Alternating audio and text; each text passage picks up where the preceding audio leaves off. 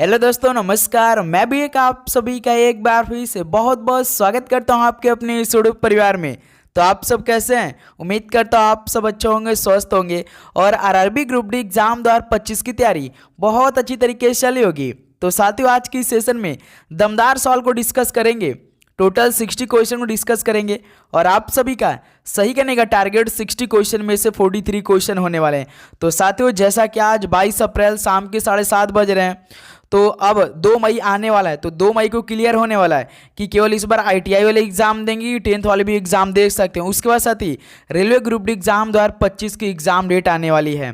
तो जल्द ही साथ ही सब कुछ क्लियर होने वाला है और आपका किस महीने में एग्जाम होगा, क्योंकि 2025 का रेलवे का 2 ही एग्जाम बचा है जो कि मेन साथी, एक तो एनटीपीसी होने वाला है और साथ ही एक ग्रुप डी एग्जाम। तो बस यही 2 एग्जाम बाकी है और सभी स्टूडेंट अपनी तैयारी बहुत अच्छी तरीके से कर रहे हैं।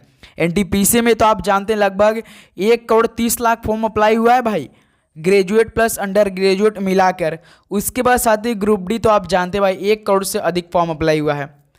तो इसी साथ ही दोनों एग्जामों को टारगेट करते हुए हम लोग अपनी तैयारी बहुत अच्छी तरीके से कर रहे हैं। लेकिन साथ ही 2 दिन तक क्लास नहीं आ पाई, उसके लिए सॉरी, लेकिन अब साथ ही डेली क्लास आएगी आपके बीच। तो आज की सेशन में सारे प्रीवियस ईयर के क्वेश्चन होने वाले हैं, तो ध्यान से देखेंगे और अपनी तैयारी को परखेंगे कि आप सभी की इस समय तैयारी कैसे चल रही है। क्योंकि बहुत सारे स्टूडेंट ने तो भाई अपनी तैयारी छोड़ दिया है ग्रुप डी की, और वो साथी अभी वेट कर रहे हैं बस एग्जाम डेट का, चाहे एनटीपीसी की स्टूडेंट हो चाहे साथी ग्रुप डी एग्जाम 2025 की। तो आपको साथी छोड़ना नहीं है भाई, डेली का डेली तैयारी करना है, क्योंकि कभी भी आ सकता है एग्जाम डेट। ओके, तो आपको डेली क्लास साथी शाम को 7:30 बजे प्रोवाइड करते हैं, लेकिन साथी कल से शाम को 6 बजे भी क्लास प्रोवाइड होने वाली है। तो ध्यान है आप सभी को। ओके, तो चलिए सेशन को स्टार्ट करते हैं और साथ ही अपनी तैयारी परखेंगे कि आप सभी का इन 60 क्वेश्चन में से कितना स्कोर रहा आज की सेशन से। ओके, तो चलिए आज का पहला प्रश्न देखते हैं। देखिए, सबसे प्रसिद्ध डैश शासक पृथ्वीराज तृतीय थे, जिन्हें 1192 में अफगान शासक सुल्तान मोहम्मद गौरी ने हराया था। यानी साथी सबसे प्रसिद्ध कौन शासक पृथ्वीराज तृतीय थे, जिन्हें 1192 अफगान शासक सुल्तान मोहम्मद गौरी ने हराया था? क्या राष्ट्रकूट थे, कि चहमान थे, कि पाल थे, कि प्रतिहार थे? बताइए, पृथ्वीराज तृतीय तो कौन थे? तो चहमान शासक थे। तो पहले का बी ऑप्शन क्या हो जाएगा? बिल्कुल करेक्ट आंसर हो जाएंगे। चलिए नेक्स्ट अगला सवाल बताइए, क्वेश्चन नंबर 2। निम्नलिखित में से किसकी स्थापना 1864 में मद्रास में की गई थी? तो किसकी स्थापना 1864 में मद्रास में की गई थी? तो वेद समाज की स्थापना।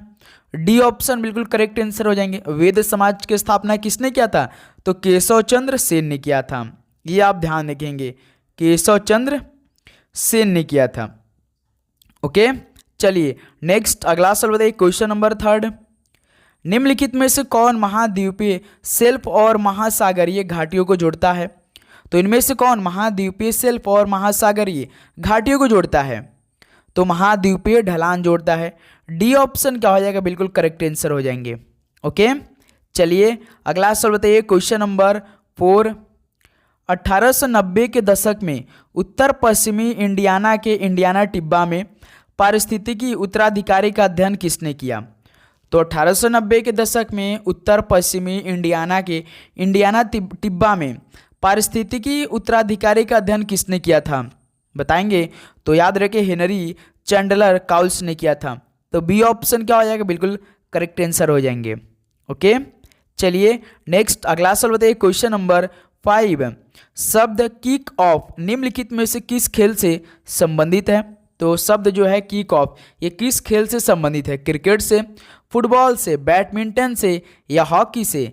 तो साथ ही याद रखिए फुटबॉल खेल से संबंधित है किक ऑफ शब्द। तो बी ऑप्शन क्या हो जाएगा? बिल्कुल करेक्ट आंसर हो जाएंगे। चलिए अगला सवाल बताइए, क्वेश्चन नंबर 6। पश्तो भाषा भारत के निम्नलिखित में से किस पड़ोसी देश में बोली जाती है? पश्तो भाषा भारत के किस पड़ोसी देश में बोली जाती है? तो अफगानिस्तान और भूटान देश में बोली जाती है। ऑप्शन सी क्या हो जाएगा? बिल्कुल करेक्ट आंसर हो जाएंगे। ओके, चलिए अगला सवाल बताइए, क्वेश्चन नंबर 7। तो साथ ही जितने भी प्रश्न आपके सामने आ रहे होंगे तो ट्राई कीजिएगा अपने से राइट आंसर देने का, चाहे गलत हो चाहे सही हो, लेकिन साथ ही ट्राई तो अपने से करना है।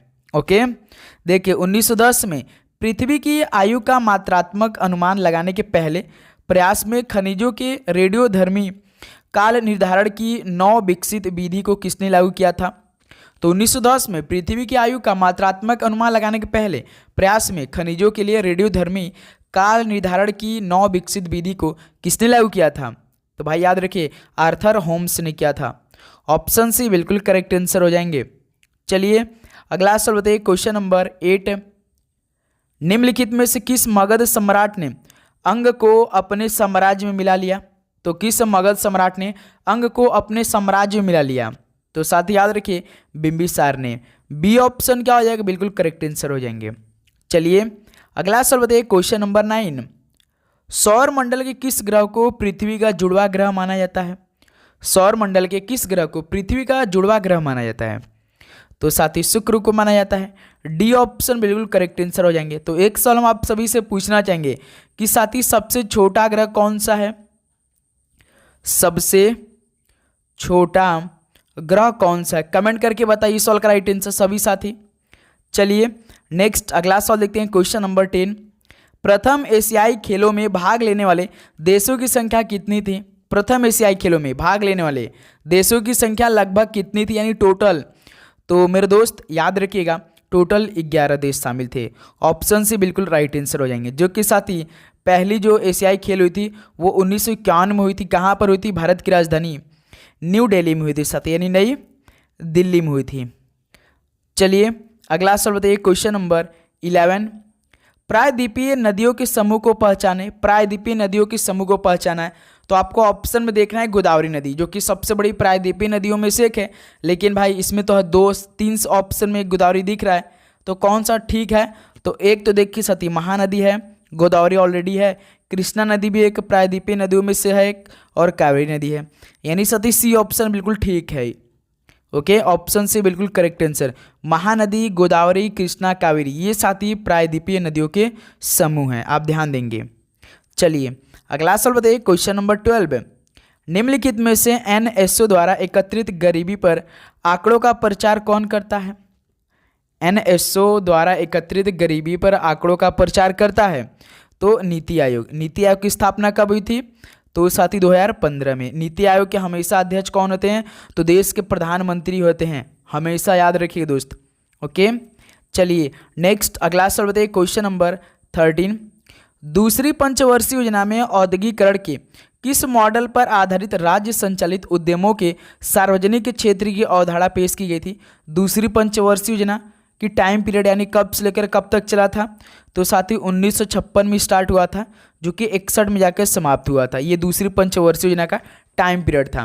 तो इसमें जो औद्योगिकरण के साथ ही रूसी मॉडल पर आधारित थी ना, ये राज्य संचालित उद्यमों को सार्वजनिक क्षेत्र की अवधारणा पेश की गई थी। ऑप्शन है बिल्कुल करेक्ट आंसर हो जाएंगे। चलिए अगला सवाल बताइए, question number 14। Dash silicon dioxide का सामान्य नाम क्या है? बताइए दोस्त, सिलिकॉन डाइऑक्साइड का सामान्य नाम है तो किसका है? तो क्वार्टज है। साथ ही क्वार्टर जो है सिलिकॉन डाइऑक्साइड का सामान्य नाम है।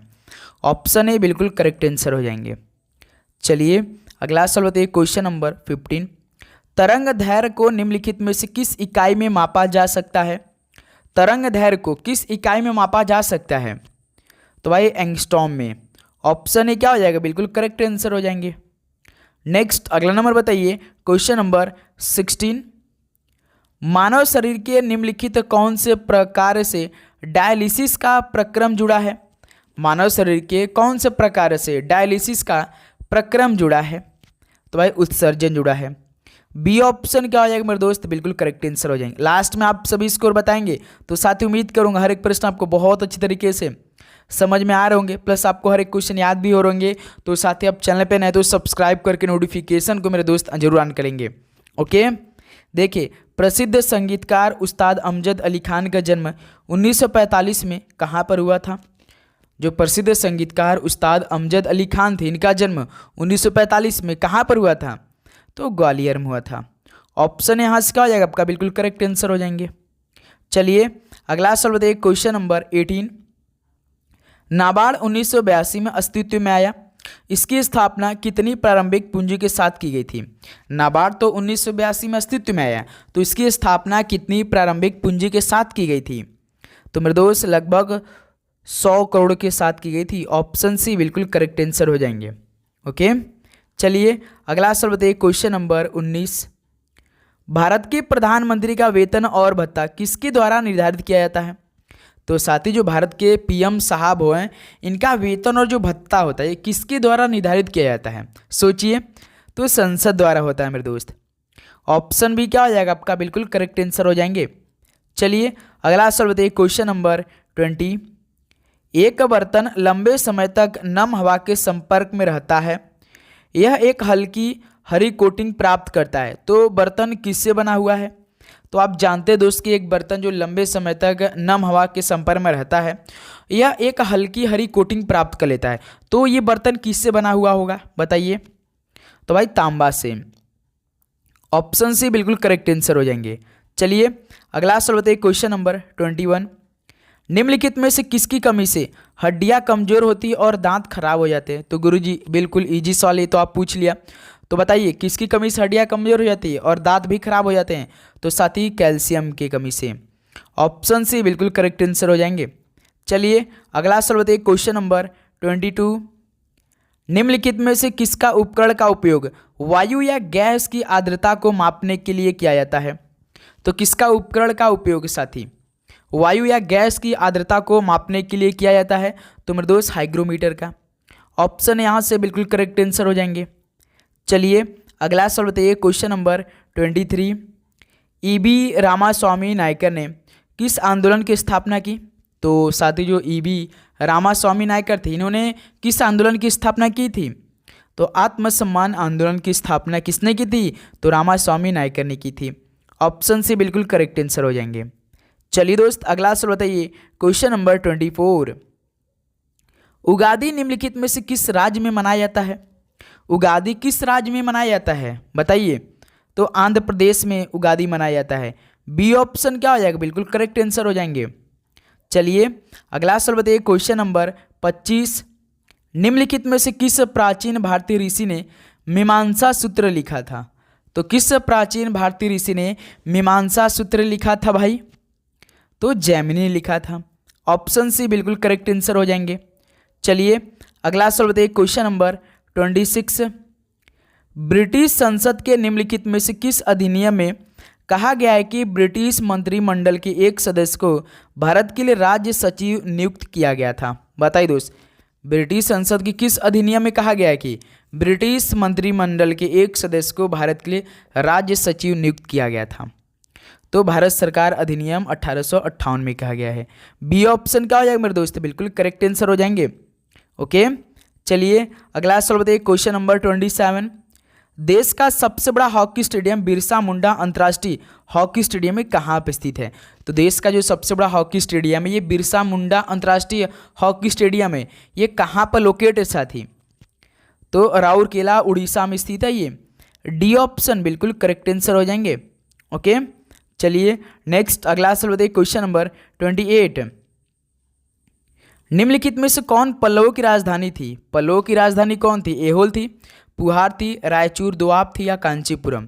पल्लवों की राजधानी की बात करेंगे तो सती कांचीपुरम थी, यानी डी ऑप्शन क्या हो जाएगी इस सवाल का? बिल्कुल करेक्ट आंसर हो जाएंगे।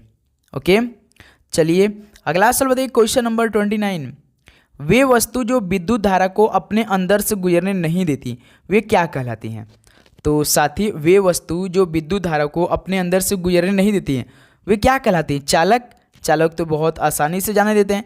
विद्युत रोधी साथी, विद्युत रोधी। बी ऑप्शन बिल्कुल करेक्ट आंसर हो जाएंगे। चलिए अगला सवाल बताइए। क्वेश्चन नंबर 30, डैश तब बनते हैं जब कोई अपारदर्शी वस्तु प्रकाश के मार्ग में आती है? बताइए दोस्त, तब बनते हैं जब कोई अपारदर्शी वस्तु प्रकाश के मार्ग में आती है, यानी सती छाया तब बनते हैं भाई जब कोई अपारदर्शी वस्तु प्रकाश के मार्ग में आती है, यानी बी ऑप्शन इस सवाल का बिल्कुल करेक्ट आंसर हो जाएंगे। चलिए अगला सवाल बताइए। क्वेश्चन नंबर 31, चुंबकीय फ्लक्स घनत्व की एसआई इकाई क्या है भाई? चुंबकीय फ्लक्स घनत्व की एसआई इकाई तो गुरुजी टेस्ला है। ऑप्शन सी को लॉक कर सकते हैं बिल्कुल। तो 31 का साथ ही सी ऑप्शन क्या हो जाएगा? बिल्कुल करेक्ट आंसर हो जाएंगे। चलिए अगला सवाल बताइए। क्वेश्चन नंबर 32, जागोई और थाबल चोंगबा ये किस भारतीय राज्य के प्रसिद्ध नृत्य हैं? जागोई और थाबल चोंगबा ये किस भारतीय राज्य के प्रसिद्ध नृत्य है? तो मेरे दोस्त ये मणिपुर राज्य के हैं। ऑप्शन से बिल्कुल करेक्ट आंसर हो जाए। जागोई और चोलम, कभी कभी तो आपके पेपर में सवाल पूछेगा कि जागोई और चोलम ये किस राज्य के प्रसिद्ध नृत्य है? तो मेरे दोस्त ये मणिपुर के हैं। ओके, चलिए अगला सवाल बताइए, क्वेश्चन नंबर 33। भारतीय राष्ट्रीय कांग्रेस की स्थापना तब हुई थी जब दिसंबर 1885 में बॉम्बे में देश भर की कितने प्रतिनिधियों की बैठक हुई थी? तो साथ ही आप जानते हैं कि 1885 में भारतीय राष्ट्रीय कांग्रेस की स्थापना हुई थी और पहली अधिवेशन भी साथ ही बम्बई में हुई थी। तो इसकी स्थापना तब हुई थी जब दिसंबर 1885 में बॉम्बे की में साथ ही देश भर की कितने प्रतिनिधियों की बैठक हुई थी, तब भारतीय राष्ट्रीय कांग्रेस की स्थापना हुई थी। तो कितने प्रतिनिधि? तो मेरे दोस्त 72 प्रतिनिधि, यानी बी ऑप्शन क्या हो जाएगा? बिल्कुल करेक्ट आंसर हो जाएंगे। चलिए अगला सवाल बताइए, क्वेश्चन नंबर 34। हजारदुआरी महल ये कहाँ पर स्थित है? हजारदुआरी महल ये कहाँ पर स्थित है? तो मुर्शिदाबाद में स्थित है। बी ऑप्शन क्या हो जाएगा? बिल्कुल राइट आंसर हो जाएंगे। ओके, चलिए अगला सवाल बताइए, क्वेश्चन नंबर 35। किस प्रकार के घर्षण को स्वसमायोजन बल माना जाता है? तो किस प्रकार के घर्षण को स्वसमायोजन बल माना जाता है? तो भाई स्थैतिक घर्षण को। तो डी ऑप्शन क्या हो जाएगा? बिल्कुल राइट आंसर हो जाएंगे। ओके, चलिए दोस्त नेक्स्ट अगला नंबर बताइए, क्वेश्चन नंबर 36। चूने के पानी में निम्नलिखित में से कौन सा क्षार पाया जाता है? बताइए कि चूने के पानी में कौन सा क्षार पाया जाता है? तो भाई कैल्शियम हाइड्रोक्साइड पाया जाता है। ऑप्शन यहाँ सबका क्या हो जाएगा? बिल्कुल करेक्ट आंसर हो जाएंगे। ओके, चलिए नेक्स्ट अगला सवाल बताइए, क्वेश्चन नंबर 37। फास्ट फूड अक्सर वसा और किससे भरा होता है? फास्ट फूड आप बहुत खाते हैं तो बताइए दोस्त कि अक्सर वसा और किससे भरे होते हैं? तो मेरे दोस्त रिक्त कैलोरी से, यानी ऑप्शन यहाँ सबका क्या हो जाएगा? बिल्कुल करेक्ट आंसर हो जाएंगे। चलिए नेक्स्ट अगला सवाल बताइए, क्वेश्चन नंबर 38। निम्नलिखित में से कौन सा गुजरात राज्य का लोक नृत्य है? ऑप्शन देखिए और बताइए कि गुजरात राज्य का लोक नृत्य इनमें से कौन सा है? तो केवल साथी तिप्पानी दिखाई दे रहा है। बिल्कुल तिप्पानी साथी गुजरात राज्य का लोक नृत्य, यानी ऑप्शन है बिल्कुल राइट आंसर हो जाएंगे। चलिए नेक्स्ट अगला नंबर बताइए, क्वेश्चन नंबर 39। भारत में 3 संघीय सूचियों में अनुल्लिखित किसी भी मामले को कानून बनाने की अवशिष्ट शक्तियाँ किसके पास है? तो भारत में 3 संघीय सूचियों में अनुल्लिखित किसी भी मामले को कानून बनाने की अवशिष्ट शक्तियाँ किसके पास है? तो भाई संघ विधायिका के पास है। बी ऑप्शन क्या हो जाएगा? बिल्कुल करेक्ट आंसर हो जाएंगे। चलिए अगला सवाल बताइए, क्वेश्चन नंबर 40। निम्नलिखित में से किस संविधान संशोधन अधिनियम ने भारतीय संविधान के अनुच्छेद 21 के तहत शिक्षा के अधिकार को मौलिक अधिकार बनाया है? बताइए किस संविधान संशोधन अधिनियम ने भारतीय संविधान के अनुच्छेद 21 के तहत शिक्षा के अधिकार को भाई मौलिक अधिकार बनाया है? तो 86वां संशोधन अधिनियम 2002 ने आया। तो साथ ही बी ऑप्शन क्या हो जाएगा? बिल्कुल करेक्ट आंसर हो जाएंगे। ओके, चलिए अगला सवाल बताइए, क्वेश्चन नंबर 41। पोषण की वह विधि जिसमें जीव मृत एवं विघटित पदार्थों से पोषक तत्व ग्रहण करते हैं वे कौन पोषण कहलाते हैं? तो पोषण की वह विधि जिसमें जीव मृत एवं विघटित पदार्थों से पोषक तत्व ग्रहण करते हैं तो पोषण क्या कहलाते हैं? तो भाई याद रखिए मृत जीवी कहलाते हैं। बी ऑप्शन क्या हो जाएगा? बिल्कुल करेक्ट आंसर हो जाएंगे। ओके, चलिए नेक्स्ट अगला नंबर बताइए, क्वेश्चन नंबर 42। निम्नलिखित में से किस तत्व का परमाणु क्रमांक 33 है? बताइए साथी कि इनमें से किस तत्व का परमाणु क्रमांक 33 है? तो सर जी इसमें तो दिखाई दे रहा है केवल आर्सेनिक का परमाणु क्रमांक 33 होता है मेरे दोस्त। ऑप्शन यहाँ सबका बिल्कुल करेक्ट आंसर हो जाएंगे। ओके, चलिए अगला सवाल बताइए, क्वेश्चन नंबर 43। इनमें से कौन सा सूक्ष्म पोषक तत्व है? तो सूक्ष्म पोषक तत्व कौन सा है मेरे भाई? तो आयरन है। ऑप्शन यहाँ सबका क्या हो जाएगा? बिल्कुल करेक्ट आंसर हो जाएंगे। ओके, बिल्कुल। चलिए अगला सवाल बताइए, क्वेश्चन नंबर 44। डैश वस्तु की एक अतिरिक्त इकाई के उपभोग के कारण कुल उपयोगिता में परिवर्तन है? बताइए साथी। तो जो सीमांत उपयोगिता है इस वस्तु की एक अतिरिक्त इकाई के उपभोग के कारण कुल उपयोगिता में परिवर्तन है, यानी साथी डी ऑप्शन इस क्या हो जाएगा? बिल्कुल करेक्ट आंसर हो जाएंगे। तो साथी उम्मीद करूंगा भाई आपको हर एक प्रश्न बहुत अच्छे तरीके से तैयारी करें और अपनी तैयारी साथी लगातार कर रहे होंगे, छोड़े होंगे बिल्कुल भी नहीं साथी, क्योंकि देखिए बहुत सारे स्टूडेंट अपनी तैयारी को बिल्कुल भी छोड़ चुके हैं। एक बार आप सभी से पूछना चाहेंगे कि साथ ही एसएससी एमटीएस की नोटिफिकेशन आने वाली मेरे दोस्त, क्या उसकी भी क्लास अभी स्टार्ट किया जाए, क्योंकि एसएससी एमटीएस में तो मेन आपका साथ ही जीके और इंग्लिश ही है 25-25 क्वेश्चन, उसी पे आपका सिलेक्शन होगा। मैथ रीजनिंग तो भाई केवल क्वालिफाइंग नेचर है, जो कि 40 क्वेश्चन में आएगा, तो आपको केवल 10 से 12 क्वेश्चन सही करना होगा। आप जानते हैं साथ ही 12 क्वेश्चन जनरल वालों को सही करना रहता है केवल मैथ और रीजनिंग में, और साथ ही यदि आप ओबीसी हैं तो केवल 10 क्वेश्चन सही करना पड़ेगा, प्लस साथ ही एससी एसटी तो भाई केवल 8 ही क्वेश्चन सही करना पड़ेगा। क्योंकि देखिए लगभग साथ ही 55 से 58 लाख फॉर्म अप्लाई होता है हर साल एमटीएस में, और एमटीएस की नोटिफिकेशन भी अब टाइम हो चुका आने का, तो जल्द ही साथ ही एसएससी की ऑफिशियल साइट पे आपको देखने को मिल जाएगा। जैसे साथ ही कैलेंडर जारी होगा नया, तो अब आपका एसएससी का भी हर एक नोटिफिकेशन आना स्टार्ट हो जाएगा। ओके, देखिए 45 नंबर, सरोजिनी नायडू ने महात्मा गांधी को किस आंदोलन में महिलाओं को शामिल होने की अनुमति देने के लिए राजी किया था? तो सरोजिनी नायडू ने साथ ही महात्मा गांधी को नमक सत्याग्रह आंदोलन में महिलाओं को शामिल होने की अनुमति देने के लिए राजी किया था। ऑप्शन सी बिल्कुल करेक्ट आंसर हो जाएंगे। चलिए अगला सवाल देखिए, क्वेश्चन नंबर 46, विजयनगर साम्राज्य के इनमें से किस शासक ने तुंगभद्रा नदी पर एक विशाल बांध निर्मित किया और नदी से राजधानी नगर तक कई किलोमीटर लंबी तक नहर और कुल्या का निर्माण किया? तो साथ ही ऐसा भाई देवराय प्रथम ने किया था। ऑप्शन ए बिल्कुल करेक्ट आंसर हो जाएंगे। ओके, चलिए नेक्स्ट अगला सवाल बताइए, क्वेश्चन नंबर 47, डैश प्लाज्मा झिल्ली के अंदर द्रव सामग्री है? तो जो कोशिका द्रव है ना, ये कोशिका द्रव प्लाज्मा झिल्ली के अंदर द्रव सामग्री है। डी ऑप्शन क्या हो जाएगा? बिल्कुल करेक्ट आंसर हो जाएंगे। चलिए अगला सवाल बताइए, क्वेश्चन नंबर 48, किस संशोधन के तहत गोवा को पूर्ण राज्य का दर्जा दिया गया था? बताइए साथी, किस संशोधन के तहत गोवा को पूर्ण राज्य का दर्जा दिया गया था? तो भाई 56वां संशोधन के द्वारा। बी ऑप्शन क्या हो जाएगा? बिल्कुल करेक्ट आंसर हो जाएंगे। ओके, चलिए अगला सवाल बताइए, क्वेश्चन नंबर 49, छोलिया नृत्य ये किस में किया जाता है, यानी किस राज्य में छोलिया नृत्य किया जाता है? लद्दाख में, उत्तराखंड, मेघालय, तमिलनाडु में? तो मेरे दोस्त उत्तराखंड में छोलिया नृत्य किया जाता है। बी ऑप्शन बिल्कुल करेक्ट आंसर हो जाएंगे। चलिए नेक्स्ट अगला सवाल बताइए, क्वेश्चन नंबर 50, उत्तर वैदिक काल के सर्वोच्च देवता कौन थे? उत्तर वैदिक काल के सर्वोच्च देवता कौन थे? तो मेरे दोस्त प्रजापति जी थे। ऑप्शन सी बिल्कुल करेक्ट आंसर हो जाएंगे। ओके, चलिए अगला सवाल बताइए, क्वेश्चन नंबर 51, नाथुला माउंटेन दर्रा ये किस राज्य में स्थित है? नाथुला माउंटेन दर्रा ये कहाँ पर स्थित है? तो सर ये तो सिक्किम राज्य में स्थित है। ऑप्शन सी बिल्कुल करेक्ट आंसर हो जाएंगे। चलिए नेक्स्ट अगला सवाल बताइए, क्वेश्चन नंबर 52, मानव शरीर में भोजन एक सतत नलिका से होकर गुजरता है, जो ये किससे शुरू होती है और गुदा पर समाप्त होती है? मानव शरीर में भोजन एक सतत नलिका से होकर गुजरता है, जो कि साथ ही मुख गुहर से शुरू होती है और भाई गुदा पर जाके समाप्त होती है, यानी बी ऑप्शन मुख गुहर बिल्कुल करेक्ट आंसर हो जाएंगे। चलिए अगला सवाल बताइए, क्वेश्चन नंबर 53, प्रति सेकंड इकाई क्षेत्रफल से गुजरने वाली ध्वनि ऊर्जा की मात्रा को ध्वनि क्या कहा जाता है?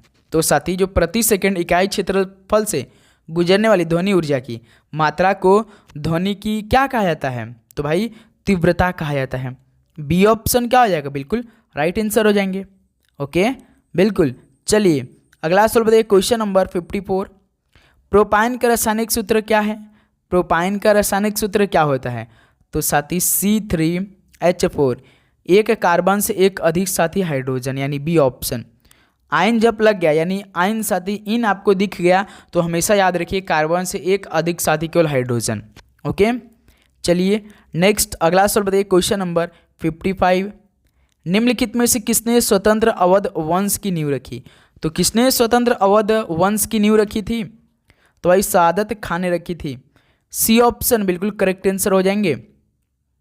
चलिए अगला सवाल बताइए, क्वेश्चन नंबर 56, भारत के संविधान की चौथी अनुसूची में किससे संबंधित विषय शामिल है? भारत के संविधान की चौथी अनुसूची में किससे संबंधित विषय शामिल है? तो भाई राज्यसभा में सीटों के आवंटन से संबंधित विषय शामिल है चौथी अनुसूची में। डी ऑप्शन बिल्कुल करेक्ट आंसर हो जाएंगे। ओके चलिए अगला सवाल बताइए, क्वेश्चन नंबर 57, भारत की जलोढ़ मिट्टी आमतौर पर किससे समृद्ध है भाई? भारत की जलोढ़ मिट्टी आमतौर पर किससे समृद्ध है? तो मेरे दोस्त याद रखिए पोटास में है। ऑप्शन यहाँ सबका बिल्कुल राइट आंसर हो जाएंगे। चलिए अगला सवाल बताइए, क्वेश्चन नंबर 58। भारतीय संविधान के किस अनुच्छेद में भारतीय चुनाव आयोग का उल्लेख है? भारतीय संविधान के किस अनुच्छेद में भारतीय चुनाव आयोग का उल्लेख है? तो अनुच्छेद 324 में है। ऑप्शन सी मेरे दोस्त बिल्कुल करेक्ट आंसर हो जाएंगे। चलिए नेक्स्ट अगला नंबर बताइए, क्वेश्चन नंबर 59। हर्षवर्धन की जीवनी हर्षचरित किसने लिखी थी? तो साथी हर्षवर्धन की जीवनी हर्षचरित किसने लिखी थी? तो सर ये तो बाणभट्ट ने लिखी थी, यानी ऑप्शन यहाँ सबका बिल्कुल करेक्ट आंसर हो जाएंगे। क्यों? बिल्कुल। चलिए लास्ट क्वेश्चन साथी आज के इस सेशन का बताएंगे सभी साथी कि चाय और कॉफ़ी किस मृदा में उगाई जाती है? चाय और कॉफ़ी ये किस मृदा में उगाई जाती है? तो सर ये तो लेटराइट मृदा में उगाई जाती है चाय और कॉफ़ी, यानी ऑप्शन इस सवाल का क्या हो जाएगा? बिल्कुल करेक्ट आंसर हो जाएंगे। तो साथ ही फाइनली 60 क्वेश्चन कंप्लीट हो चुके हैं। अब अपना स्कोर बताइए कि आप सभी की तैयारी कैसे चल रही और आज सेशन से आप सभी का कितना स्कोर रहा? तो उम्मीद करूंगा लगभग साथी 43 से तो अधिक आपने प्रश्न तो सही किया होगा भाई, क्योंकि टारगेट आपको इतना मिला था। अब साथी डेली क्लास आ गई, अपनी तैयारी स्टार्ट कर दीजिए मेरे भाई। सिलेबस तो आप बहुत अच्छी तरीके से जानते होंगे। 30 क्वेश्चन रीजनिंग साथी, 20 question GK GS, 25 question science साथी प्लस 25 क्वेश्चन मैथ, यानी टोटल 100 क्वेश्चन 100 नंबर का पेपर रहने वाले हैं भाई। टाइमिंग की बात करें तो 90 मिनट, 1/3 का नेगेटिव मार्किंग, ये भी बात या ध्यान रखना आपको भूलना नहीं है। ओके दोस्त, तो अपनी तैयारी बहुत अच्छी तरीके से रखिए। कोई भी दिक्कत परेशानी आती है या कोई भी प्रश्न आपके मन में है तो कमेंट करके साथ ही जरूर पूछिए। ओके, तो चलिए इस सेशन को यहीं पर समाप्त करते हैं। मिलते साथ ही नेक्स्ट सेशन में। सभी को जय हिंद जय भारत, पढ़ाई करते रहिए, ऑल द वेरी बेस्ट, धन्यवाद और आप सभी को शुभ रात्रि।